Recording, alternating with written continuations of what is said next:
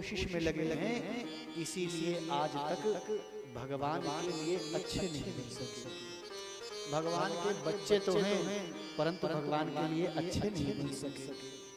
भगवान के लिए अच्छा बनने के लिए जरूरी है क्या? जैसे हमारे यहाँ बच्चा होता है, बड़ा होता है, हम उसको स्कूल भेज देते हैं। पढ़ाने को तो हम लोग भी पढ़ा सकते, पढ़े लिखे हैं सब, फिर भी स्कूल भेजते क्यों?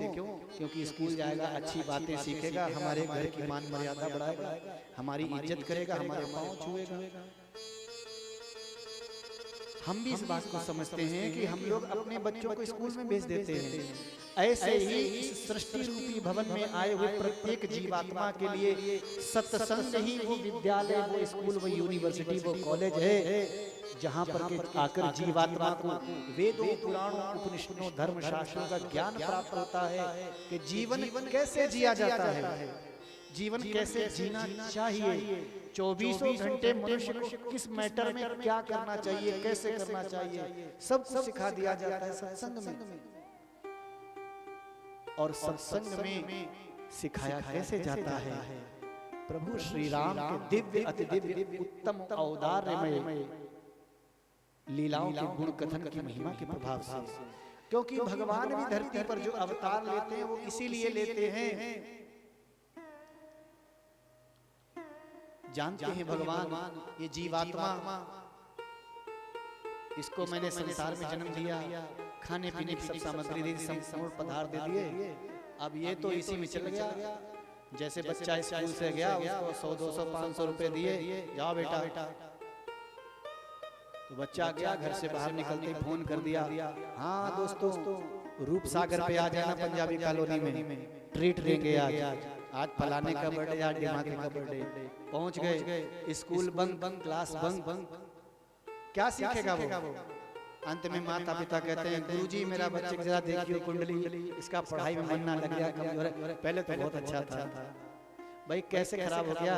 क्योंकि उसका विद्यालय छूट गया और धीरे धीरे एक समय आता है वो खुद ही पढ़ाई छोड़ देता है और कहता ना मैं तो दुकान करूंगा, मैं नौकरी करूंगा, मेरे फ्रेंड ने ये काम किया मैं ये भी काम करूंगा, बस पढ़ाई नहीं करूंगा। यही स्थिति हम सबकी है। हमको भगवान ने संसार में धन दौलत रुपया पैसा संसार के समस्त भोग पदार्थ दिए, हम इनको खाने पीने मौज उड़ाने में लग गए, सत्संग रूपी विद्यालय कॉलेज स्कूल क्लास में जाना छोड़ दिया। और क्या हुआ? हम मार्ग भटक गए, भगवत विमुख हो गए और हमारे जीवन में दुर्गुण और दुष्संस्कारों ने जगह बना ली और हमारा जीवन उत्थान उन्नति की बजाय पतन की ओर चल पड़ा। भगवान ने देखा, भगवान को बड़ी दया लगी, अरे सब पर मोरी बराबर दया, इन सब पर मेरी बराबर दया, मेरे अंश होके इनका अहित हो। नहीं, भगवान ने कहा मैं अवतार लूंगा।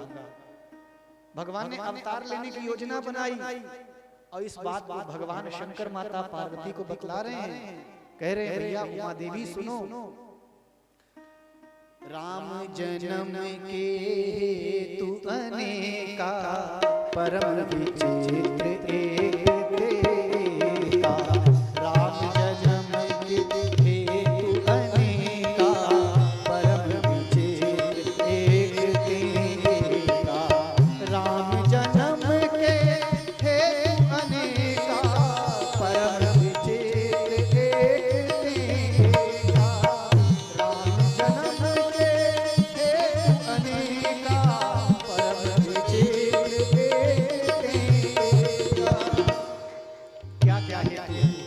क्या कारण है? पहला कारण, जब जब होई धर्म के हानि, जब जब होई धर्म के हानि, बाढ़ई असुर अधम अभिमानी, बाढ़ई असुर अधम अभिमानी, तब तब प्रभु धरी विविध शरीरा, तब प्रभु धरी विविध शरीरा, हरहि कृपा निधि सज्जन पीरा, हरहि कृपा निधि सज्जन पीरा, हरहि कृपा निधि सज्जन पीरा। और इस इसके बाद भगवान कहते हैं देखो इतने कारणों के बाद जो असली कारण है वो अब मैं बताए दे रहा हूँ। ये तो शास्त्रों का सिद्धांत है। भगवान शंकर कह रहे हैं ये शास्त्रों का सिद्धांत है। परित्राणाय साधूनाम विनाशाय च दुष्कृताम धर्म संस्थापनार्थाय संभवामि युगे युगे। ये तो भगवान अपने आप कह रहे, लेकिन भगवान शंकर कहते हैं जो मेरा अनुभव है, जो मैं है मैं बता देता हूँ असली बात क्या है। अब भगवान शंकर कह रहे हैं भैया हाथ जोड़ के विनती, जब तक कार्यक्रम चला चले मोबाइल बंद कर दिया गया। साफ साफ साफ कहना, सुखी रहना। आपके साथ मेरी इज्जत जुड़ी है, मेरे साथ आपकी जुड़ी है। यहाँ बेइज्जती कराने नहीं आए हो। ये सब अकल से पैदल लोग नहीं बैठे। बोली सियावर रामचंद्र की जय।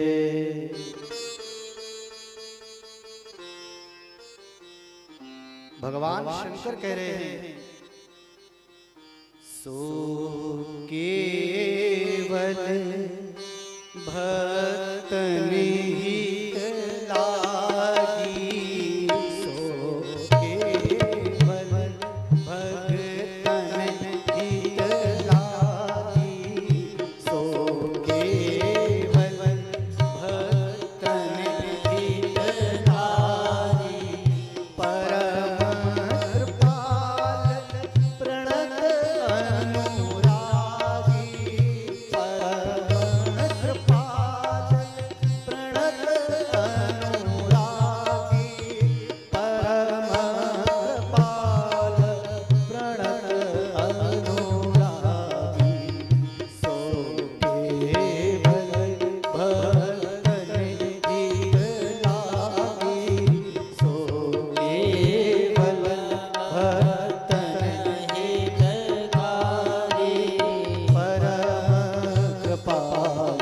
प्रणत